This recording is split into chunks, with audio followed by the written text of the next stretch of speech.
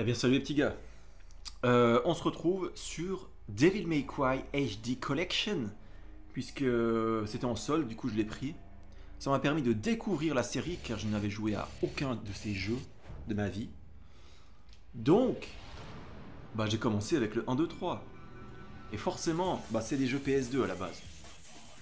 Donc sur certains aspects ça a fait mal, aussi bien visuellement que le gameplay. Le gameplay ça a fait très mal par moments. C'était une catastrophe par moment, mais bon. À part ça, globalement, j'ai passé un bon moment sur le jeu. Même encore aujourd'hui, c'est des bons jeux d'action, action-combat, on va dire. Parce que c'est principalement centré sur ça, le gameplay. Surtout des jeux d'action et combat. Et puis évidemment, je vais vous donner mon avis sur le 1, le 2 et le 3. Donc, avant toute chose, sachez que Devil May Cry 3 atomise le 1 et le 2. Ça, il faut mettre les choses au clair tout de suite, mais genre c'est une atomisation complète. Le 1, j'ai entendu beaucoup de bonnes critiques dessus, mais franchement, rejouez-y aujourd'hui. On est à la limite de la purge. On n'est pas dans la purge, mais on est à la limite. Rejouez le niveau du bateau fantôme. Le bateau pirate fantôme chelou là. Dites-moi que c'est un bon jeu. Non, tout le reste c'est un bon jeu, mais bon. Le bateau pirate fantôme et surtout le gameplay aquatique du 1, c'est une catastrophe. Parce qu'en fait, tout le jeu se passe en troisième personne et d'un coup, dès que tu vas sous l'eau, tu passes en première personne et tu peux bouger avec un seul stick et tu peux juste balancer des petites torpilles qui font un effet dégueulasse. C'est immonde. C'est un des pires gameplays sous-marins que j'ai vu de ma vie.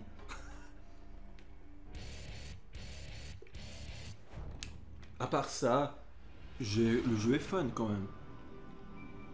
Le jeu est fun, mais tu vois que c'est daté. Là, on parle que du 1 donc. Le jeu est fun si tu vois que c'est daté, parce que les boss dans le jeu, il doit y en avoir 4 ou 5 en tout. Et les 4 ou 5 boss, tu vas les rebattre 2-3 fois. Ils vont revenir avec peut-être un pattern en plus, mais tu vas devoir le rebattre. Et là, tu te dis, ouais, ça a vieilli. Le 1, j'arrive pas à le dire qu'il est dans le haut du panier, hein, franchement. Autant le 3, il est dans le panthéon du jeu vidéo pour moi, instantanément. C'est vraiment... il se hisse parmi les plus grands jeux de l'histoire, clairement. Autant le 1, c'est compliqué, hein. Ça a vieilli. Et là, vous vous dites, mais pourquoi il parle pas du 2 depuis le début? Le 2, évidemment, c'est celui qui est le plus critiqué. Mais le 2 il a pas d'âme en vrai. Si tu prends un peu de recul, le 2 il a pas d'âme. Tu fais t'as des couloirs, t'enchaînes des combats et t'enchaînes des boss. Mais même le perso dans le jeu, on n'a rien à foutre de ce qu'il fait. Le 2 est là pour qu'il y ait un 2. Mais sans plus, tu vois. Mais en attendant, le gameplay du 2, je suis désolé de dire ça, mais j'ai trouvé le gameplay du 2 meilleur que le 1. Parce que t'as une touche d'esquive, rien que ça. Et un truc qui me... Je pense que je vais juste vous laisser la cinématique qui tourne en boucle, parce que c'est beaucoup plus représentatif que si moi je joue. Un des trucs qui a vraiment vieilli, je trouve, c'est le fait que pour faire une attaque en piqué, tu dois mettre le stick en avant, et pour faire une attaque où tu dois envoyer en l'air, tu dois mettre le stick en arrière. Sauf que tu dois mettre le stick en avant et en arrière du point de vue du personnage. Tu vois? C'est-à-dire que si le personnage regarde direction caméra, il va falloir que tu mettes le stick en haut pour qu'il fasse une attaque retournée en arrière. Et du coup, à chaque fois, tu dois te mettre du point de vue du personnage, et puis ça va pas. Enfin, tu peux pas jouer comme ça en fait. C'est parce que le personnage, non seulement il bouge, mais en plus la caméra elle part en couille pendant les combats. Du coup, l'avant et l'arrière, ça switch en permanence, et tu sais plus où est l'avant et l'arrière. C'est pas possible de faire ça en fait. Là où je trouve que, on va faire une petite comparaison peut-être douteuse, je trouve que ça se rapproche du gameplay de Darksiders 1 notamment, parce que dans Darksiders 1 t'as une attaque en piqué et une attaque où tu peux les envoyer en l'air. Et je sais plus comment c'est branlé dans Darksiders, mais c'est beaucoup mieux branlé parce que ça dépend pas de la caméra en fait. C'est juste, je crois que tu dois laisser appuyer longtemps sur le bouton ou un truc comme ça. Mais j'ai trouvé ça, le gameplay est beaucoup mieux branlé dans Darksiders. Bon, en même temps, c'est un jeu récent, forcément, ils ont tiré leçon des erreurs du passé, forcément.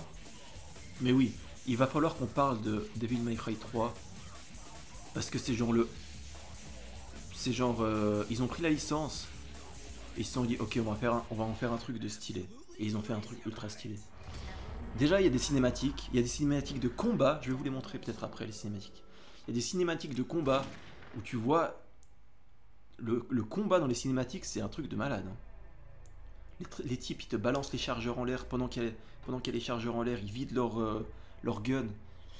Pendant le temps que le chargeur retombe, il a vidé son gun. Il drop le chargeur. Il rattrape le chargeur qu'il avait lancé en l'air en vol. Des trucs comme ça que tu te dis, mais putain, mais c'est incroyable ce qu'ils ont fait. Ils ont mis le paquet sur les cinématiques. Et le 3, c'est clairement l'aboutissement du gameplay du 1 et du 2. Mais en même temps, j'ai envie de dire qu'avec ce gameplay, ils se marchent un peu sur les pieds. Parce qu'ils ont tellement voulu tout faire, en mode... on va pouvoir faire des combos en l'air, on va pouvoir faire des guns akimbo, c'est-à-dire que tu peux tirer dans deux directions en même temps tu peux esquiver. Et en fait le 3, pour moi c'est un peu l'aveu d'échec de ce gameplay, tu vois. C'est-à-dire qu'ils ont été obligés de séparer le gameplay en ce qu'ils appellent des styles. C'est-à-dire que tu peux plus avoir tout en même temps, tu es obligé de choisir entre... Soit tu pourras tirer sur deux ennemis en même temps avec des guns, soit tu pourras faire des combos aériens, soit tu pourras faire des esquives, mais tu pourras plus faire tout ça en même temps. Tu es obligé de choisir ton style de jeu. Et c'est là que tu te dis, ouais, il y a un truc qui cloche au niveau du gameplay, c'est pas abouti encore. J'ai pas encore fait le 4 et le 5, peut-être que ce sera abouti dans le 4 et le 5, je sais pas. Mais dans le 1, 2, 3, il y a un... Tu vois qu'avec le gameplay, ils savent plus quoi faire, parce qu'il y a trop de touches, ils ont été obligés de séparer ça. Et puis voilà, bref. L'histoire globale du jeu, je sais pas si vous la connaissez, mais en gros Dante, c'est le fils de Sparda qui est un démon. Donc Dante, le personnage qu'on incarne, donc, est mi-homme, mi-démon, parce que sa mère est une humaine. Et du coup il a des pouvoirs complètement pétés, il peut à peine crever, il peut se faire transpercer par des épées, il va pas crever. Mais bref, on va peut-être lancer le jeu, non? Parce que la cinématique, je pense que vous commencez à la connaître. Je vais vous montrer la cinématique dont je parlais du 3. Parce que c'est... Il y a des trucs incroyables. Bon, le 3 est bien au-dessus des autres, tout simplement parce que... Bah, il y a tout qui est mieux, en fait. Il y a l'histoire. Dans le 1, c'est juste une banale chasse aux démons. Oui, j'ai oublié de vous dire un truc sur le 1 que je voulais vous dire avant. J'ai pété mon crâne sur le boss, juste avant le boss final, qui était juste un gros tas de morve qui se solidifie avec la lumière. Et c'est juste mauvais. C'est juste du mauvais gameplay et c'était... Non, non. Non, pas ça. Voilà, bref. C'était tout ce que j'avais à dire. Le 3. Évidemment, le scénario est mieux parce que tu vois son frère pour la première fois. Le 3 donc, se passe avant le 1 et le 2. Donc c'est la jeunesse de Dante. Tu vois son frère et tu vois qu'ils sont... Leur rivalité... tu vois... ouais, tout ce qui se passe avant. Et du coup, c'est beaucoup plus intéressant à suivre. Il y a plusieurs fois dans le jeu où tu vas l'affronter. Donc le combat frère contre frère. Et ça, c'est assez symbolique dans le jeu. Et du coup, ça... Il se passe quelque chose pendant les combats contre le frère. Tu le vois? Parce que le frère, à tout moment dans le jeu, il te donne l'impression qu'il est plus fort que toi, en fait.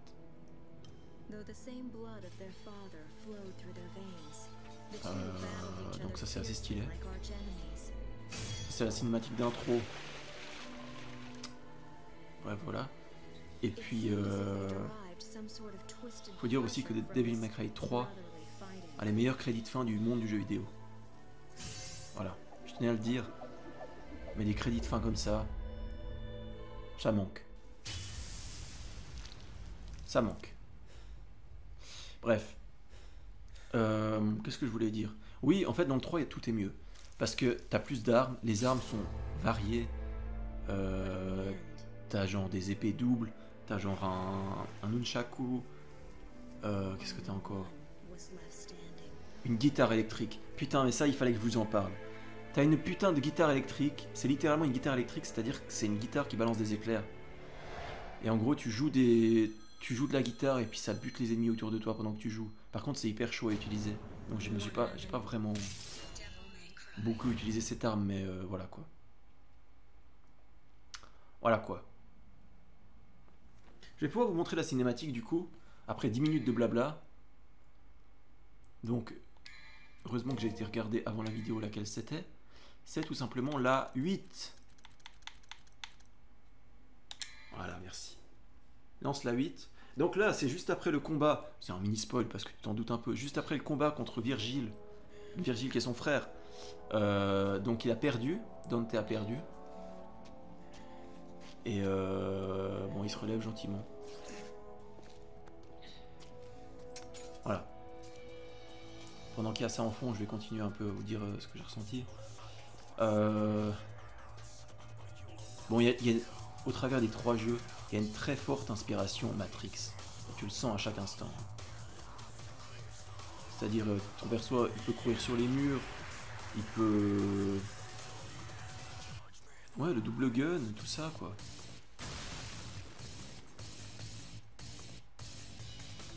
Mais ouais, actuellement, le jeu que je trouve qui se rapproche le plus de ce style de gameplay, c'est Darksiders.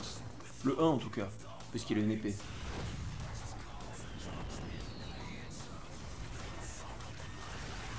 Puis voilà.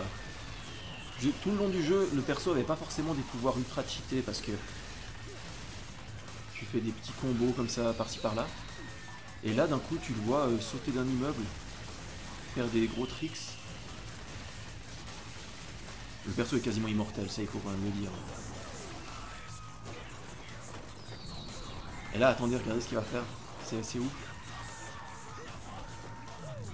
Non, c'est pas là encore. Mais la cinématique d'action qu'on voit là, c'est quand même une dinguerie. Je vous rappelle que c'est un jeu PS2 à la base. Merde, il y a la même qui... C'est dégueulasse au micro. Voilà, regardez. Il lance son épée dans des chauves-souris, ce qui semble être des chauves-souris. Il tire dessus avec son gun, et puis ça l'a fait traverser les chauves-souris. Mais le niveau de style de cette scène, c'est incroyable quand même.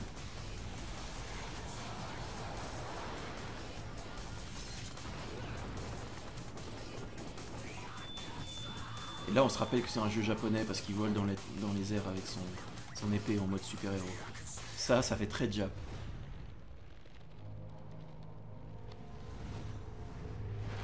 Et il y a une baleine volante qui nous absorbe, qui nous bouffe. Sachant qu'on l'avait jamais vu depuis le début. Quand j'ai vu ça, je me suis dit, mais what the fuck, mais ça sort d'où? Ben, très franchement, le jeu a un côté what the fuck assumé. Dans le sens où...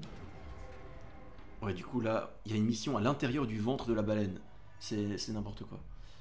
Bref, le jeu a un côté what the fuck assumé qui est assez plaisant.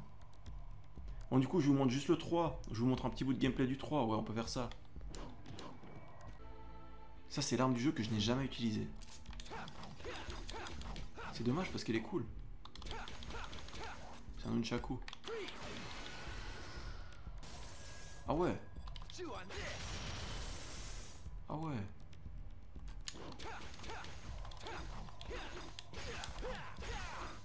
Ouais, non, elle est quand même stylée, mais bon, écoutez, il fallait faire un choix, il y a trop d'armes. Si tu veux toutes les maîtriser, c'est super long. Du coup, on va se battre avec ce machin, j'ai jamais essayé, mais écoute, on verra.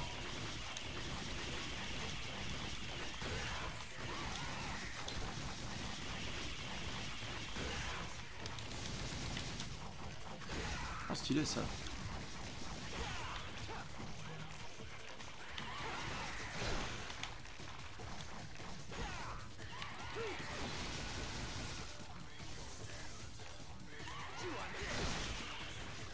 Oh, il y a des beaux trucs à faire. Hein.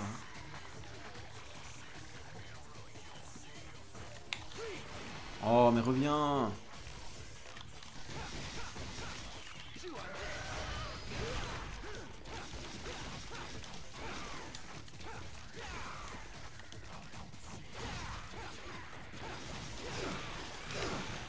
Hein? Les combos de cette merde.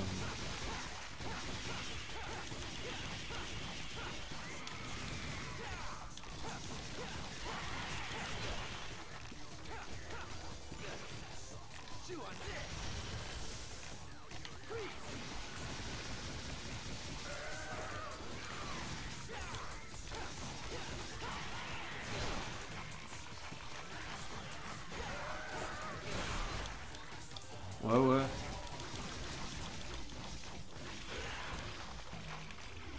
Oui, ça j'ai peut-être oublié de vous dire, c'est pas des jeux qui sont forcément faciles, sauf le 2. Le 2, je crois que je suis mort une fois, tellement j'ai roulé sur le jeu. Mais les autres, il y a des combats de boss, tu vas quand même devoir apprendre les patterns. Hein. Alors, la guitare électrique. Voilà. Tu joues des notes, tu peux envoyer des chaussures électriques, ou alors tu peux juste faire un solo de guitare comme ça. Ou alors tu peux faire... J'aimerais que la caméra me... voilà. Tu peux juste faire des ondes de choc. Ou alors tu peux faire quoi? Ah oui, tu peux la transformer en faux pour frapper avec...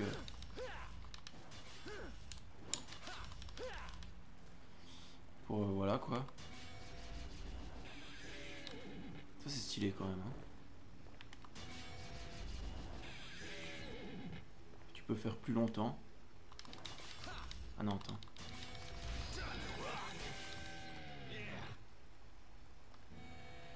Tu peux faire ça.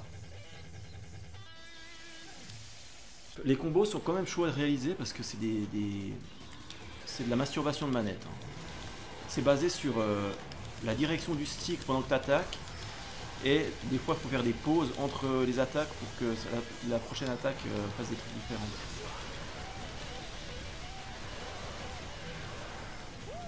Nice, ils étaient tous dedans.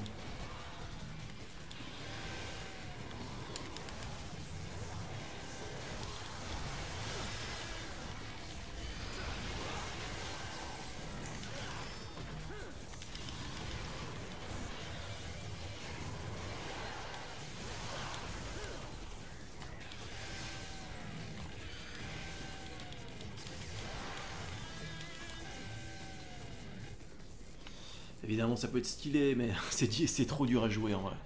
C'est déjà parce que c'est ultra lent.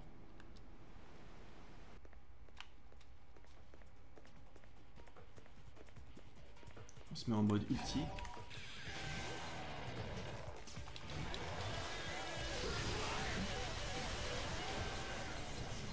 C'est quand même stylé, on va pas se mentir.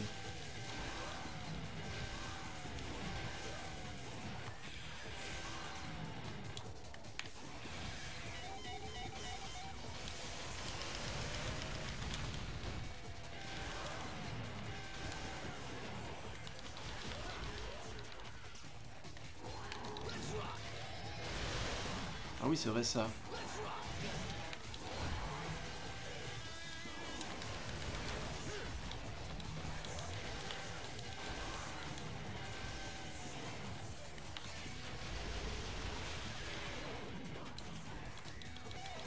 Il y a un truc assez stylé, je sais pas si je pourrais vous le montrer aussi.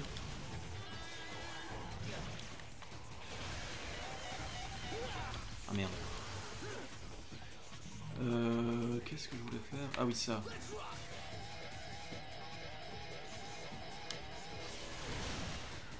C'est quand même pas mal fort. Bon, écoutez, on va changer d'arme parce qu'il y a un truc que j'aimerais vous montrer. Et sauf que je vais pas pouvoir parce que les ennemis sont trop affaiblis. Ouais, c'est ça. Les ennemis sont trop affaiblis. Dommage. Ce que je voulais vous montrer, c'est qu'en fait, une fois un ennemi est tombé à plat ventre sur le sol, tu peux lui sauter dessus et faire du surf avec. C'est complètement débile, mais ça sert à rien, mais voilà quoi. On est typiquement dans l'esprit du jeu quoi. C'est vrai que ça me donnerait presque envie de refaire le jeu juste à la guitare.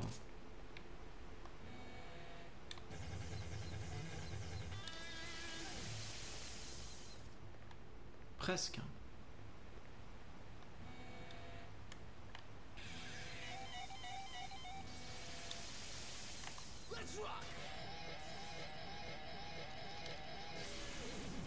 Ah ouais, ça fait quand même... Non, c'est quand même stylé. Arrêtez de déconner 2 minutes. Hein.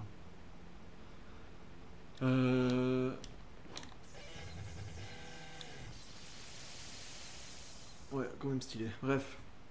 Voilà, c'était mon avis sur Devil May Cry. Un peu long peut-être, mais voilà. J'espère que ça vous a plu. C'était Julien. Je vous dis salut et à la prochaine. Ciao, ciao.